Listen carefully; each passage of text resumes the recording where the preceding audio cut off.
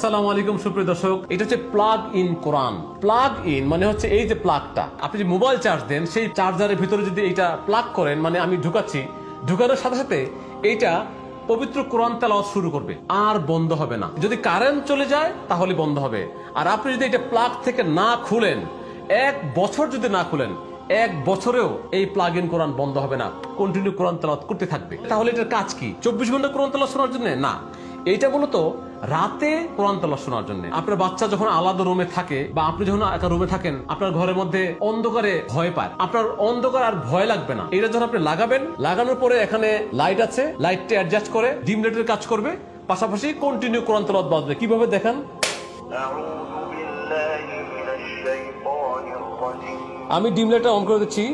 القرآن الكريم أعوذ بالله